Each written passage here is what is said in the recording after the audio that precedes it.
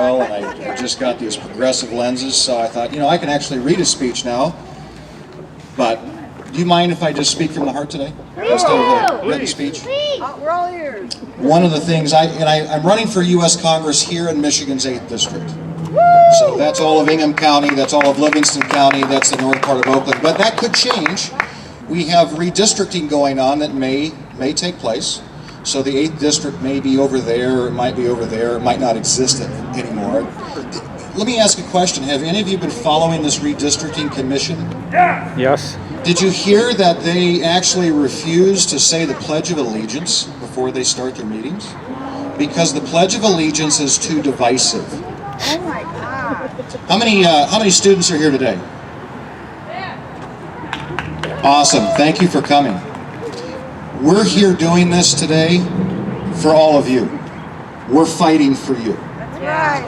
Now, what's going on here today has a little bit of a personal touch. My daughter is in high school. She's a sophomore this year.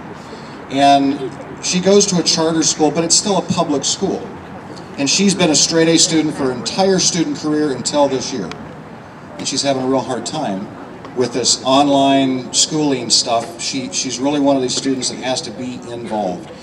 But not only that, but then you have the social aspect of it, that she and her friends can't get together and do their normal stuff. So it's sad. It's sad.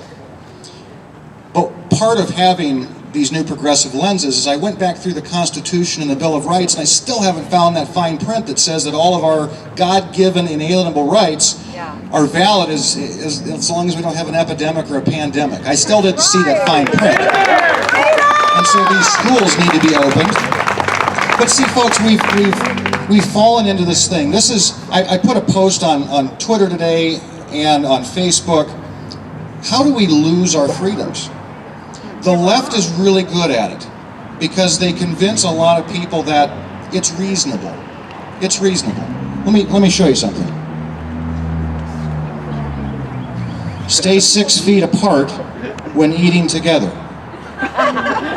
It's only 6 feet. That's reasonable, right? Wear a mask. It's only a mask. Yeah. That's reasonable. It's for your safety. It's for the safety of others. It's only.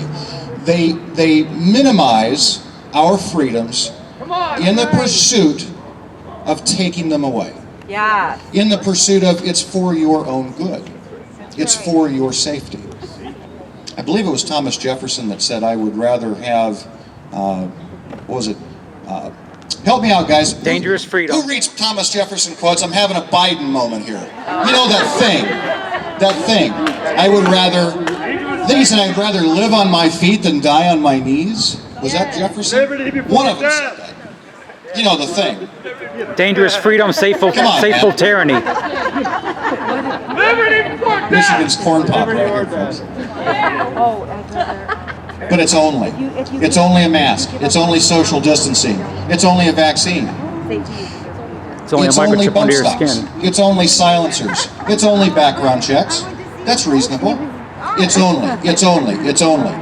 only refugees. It's only children. It's only. And those rights keep slipping away because a lot of folks out there think that's reasonable.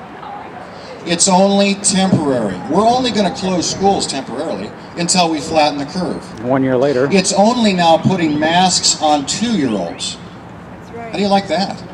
Did you see that what the governor did the other day? Disgusting. Masks on 2-year-olds. Child abuse. Child abuse. Where's the science there? There is none. And if you listen to the Wizards of Smart in the medical community, the kids aren't getting this. Kids aren't transmitting this. Right. So why are we now putting masks on 2-year-olds? Insanity. Control. It makes no sense. Folks, this is why I'm doing this. I'm not one of these that wants to get up and give the I report. I. That's not who I am. This is about you. But I'm running for office because I'm fed up. I'm fed up. What choice do we have? What place can we go? We can't just escape and go somewhere else. We live in the freest nation that this world has ever seen.